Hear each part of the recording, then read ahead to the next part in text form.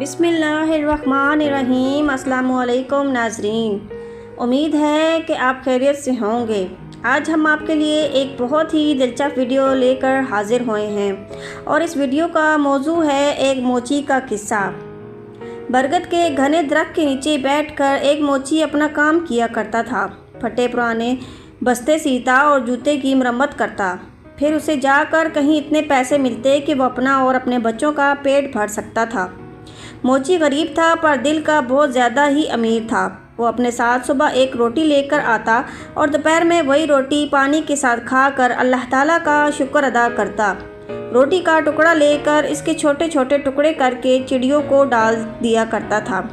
चिड़ियाँ दरख्तों के पास उसके पास आकर चूँ चूँ करते हुए रोटी के वो टुकड़े खाती हैं और फिर उड़ जाती। खाना खाकर और चिड़ियों को खिलाकर वो थोड़ी देर के लिए बरगद के नीचे आराम किया करता था और नमाज़ पढ़कर फिर से काम में मसरूफ़ हो जाता था। एक दिन एक मुसाफिर मोची के पास अपना कीमती जूता मरम्मत करवाने आया। वो देखने में कोई नेक आदमी लगता था। उसने सफ़ेद कपड़े पहन रखे थे, सर पर सफ़ेद टोपी और हाथ में तस्बीह भी थी। उस वक्त मोची खाना खाकर टुकड़े चिड़ियों को डालकर मुसाफिर ने देखा कि रूखी सूखी रोटी में भी मुसाफिर ने एक टुकड़ा चिड़ियों के लिए बचाया है और फिर हाथ उठाकर अल्लाह ताला का शुक्र भी अदा किया। मुसाफिर ने इससे कहा, क्यों मियाँ, तुम सूखी रोटी खा कर भी अल्लाह का शुक्र अदा कर रहे हो, जबकि इस दुनिया में कितने ऐसे लोग हैं जो अब सेहत से खाने और फल खाने खाते हैं फिर भी अल्लाह का शुक्र अदा नहीं करते। आखिर बात क्या है? मोची ने कहा, मैं किसी से कम नहीं हूँ। अल्लाह ताला ने मुझे सबसे बड़ी दौलत सेहत अता की है। ये सेहत ना हो तो इंसान सब कुछ होते हुए भी कुछ नहीं खा सकता। मेरे हाथ पाँव सलामत हैं, काम कर सकता हूँ और सब्र की दौलत तो मेरे पास है ही, फिर मैं अल्लाह का शुक्र अदा क्यों ना अदा करूँ। ये चिड़िया मेरी पड़ोसी है, इनका भी हक मैं अदा करता हूँ। पड़ोसी का हक एक नवाले से अदा करता हूँ। इससे मेरा कुछ नहीं बिगड़ता, इससे मेरा कोई नुकसान नहीं होता, बल्कि इसकी चूँ चूँ से मेरी हिम्मत और बढ़ जाती है। मुसाफिर ये सुनकर बहुत खुश हुआ। उसने कुरान पाक की चंद आयात पढ़ी। मोची ने वो तमाम आयात अदब से सुनी और कहा, इन आयात का मतलब मुझे भी समझा दीजिए। तो मुसाफिर ने कहा, इन आयात का मतलब ये है कि ए अल्लाह, बादशाही का मालिक तू है, जिसको चाहे बादशाही दे और जिसको चाहे इज़्ज़त दे, जिसको चाहे ज़िल्लत दे। तेरी ही हाथ में भलाई है, बेशक तू हर चीज़ पर कादिर है।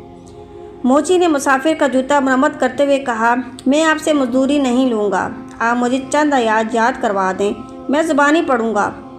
मुसाफिर ने मोची को ये आयात याद करवाईं और सलाम करके चला गया। इसे आज बहुत खुशी थी कि इसने आज बहुत अच्छा सौदा किया था।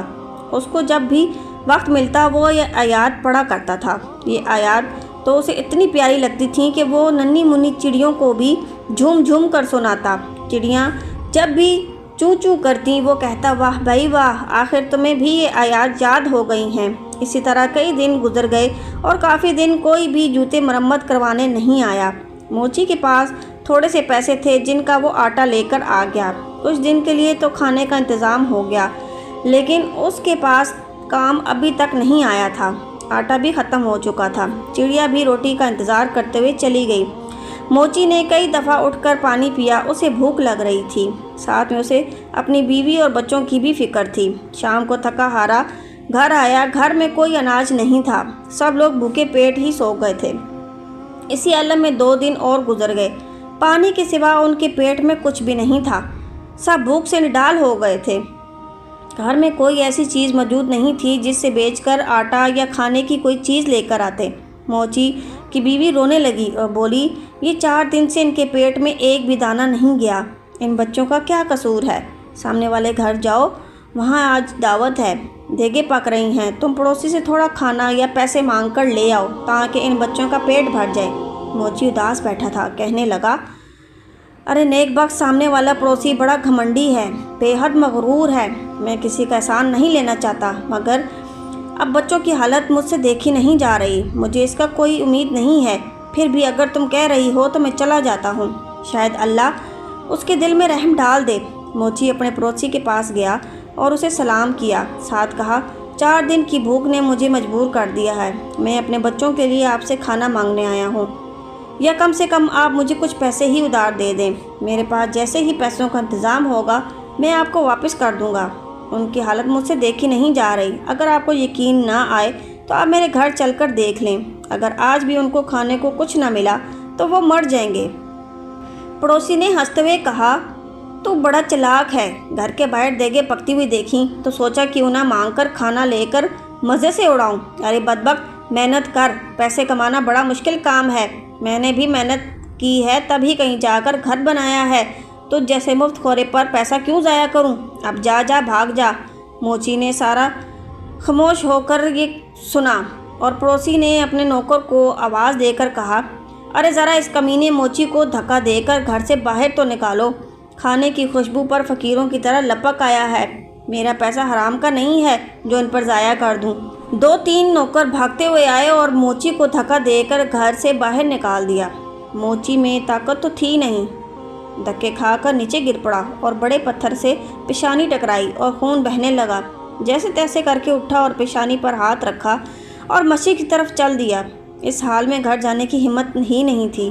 بچے تو کھانے کی آس لگائے بیٹھے تھے، باپ کا انتظار کر رہے تھے۔ مسجد میں جا کر اس نے پہلے تو پیشانی صاف کی اور پھر وضو کر کے نماز پڑھی اور پھر دعا میں اللہ سے رو رو کر گناہوں کی معافی مانگی۔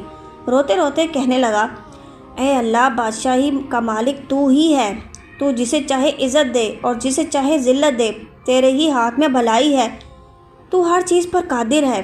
وہ روتا جا رہا تھا اور یہ آیات پڑھتا چلا جا رہا تھا۔ اتنے میں مسجد میں ایک آدمی آیا۔ اس نے موچی کی زبان سے یہ الفاظ سنے اور اس کے دل پر بہت گہرا اثر ہوا۔ اس نے وضو کر کے نماز پڑھی اور موچی کو سلام کیا اور کہا، میں ایک تاجر ہوں اور اپنا سامان لے کر اس شہر میں آیا ہوں۔ آتے ہی مجھ پر یہ مصیبت ٹوٹ پڑی کہ میرا وفادار ساتھی مر گیا ہے اور اب مجھے ملازم کی ضرورت ہے۔ تم بھی اللہ کے گھر میں ہو اور میں بھی اللہ کے گھر میں ہوں۔ اگر تم میرے ساتھ کام کرو تو میں وعدہ کرتا ہوں کہ تمہیں تمہارا حق پورا دوں گا، اور تم بھی وعدہ کرو کہ وفاداری سے کام کرو گے۔ موچی نے اللہ کا شکر ادا کیا کیونکہ اللہ تعالیٰ نے اس کی دعا سن لی تھی۔ اس شخص نے موچی کو کچھ رقم دی۔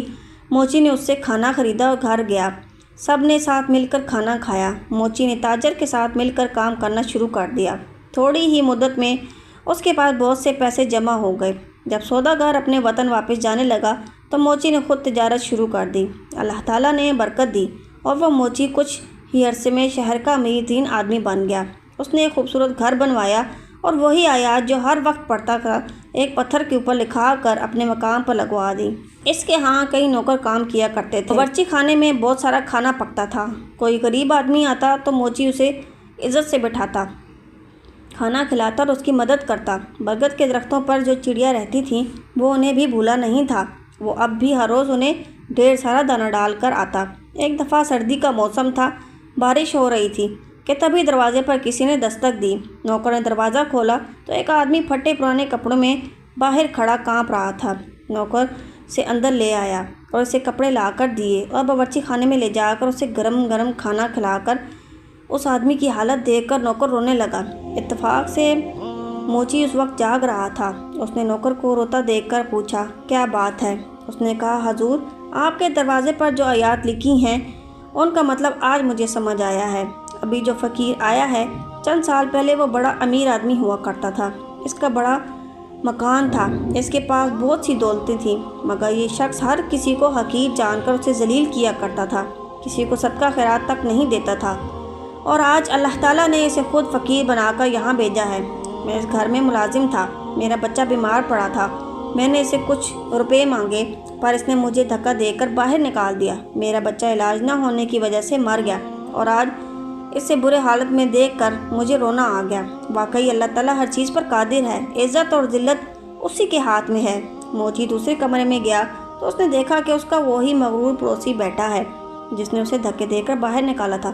موچی نے اسے سلام کیا اور کہا، میں آپ کا وہی غریب پڑوسی ہوں جو موچی کا کام کیا کرتا تھا۔ ایک بار کئی دن فاقے نے مجھے آپ کے در پر جانے کے لیے مجبور کیا تھا۔ آپ نے مجھے دھکے دے کر وہاں سے نکال دیا تھا۔ میری پیشانی پر اس دن کے لگنے والی چوٹ کا نشان اب تک موجود ہے۔ پڑوسی نے موچی کو پیسہ دیا اور روتے روتے وہ کہنے لگا، اللہ تعالیٰ نے مجھے سزا دی ہے، میرا سارا کاروبار تباہ ہو گیا ہے، بیوی مر گئی ہے اور بچے آوارہ ہو گئے ہیں۔